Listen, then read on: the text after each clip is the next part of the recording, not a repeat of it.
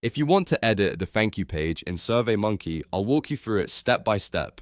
This is a quick tutorial and it's especially useful if you want to customize the message people see after submitting your survey. Now, before we begin, make sure to hit the like button if this helps you and subscribe for more simple software tutorials just like this. Alright, let's get into it. First, go to SurveyMonkey in your browser and sign in to your account. Once you're on the homepage, look for your survey and click on it.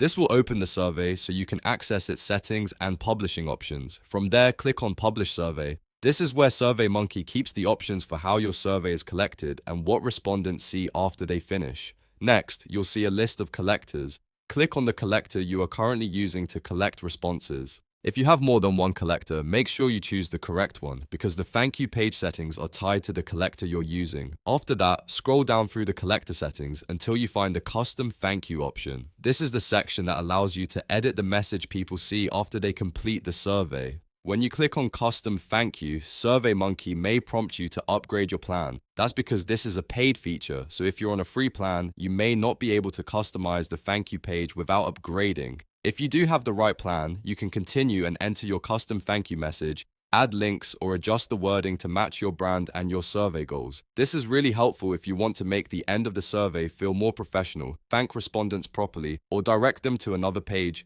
offer, or next step. A well-written thank you page can improve the overall experience and make your survey feel much more polished. So to recap, go to SurveyMonkey, open your survey, click Publish Survey, choose your collector, scroll to Custom Thank You, and then edit the message if your plan supports it.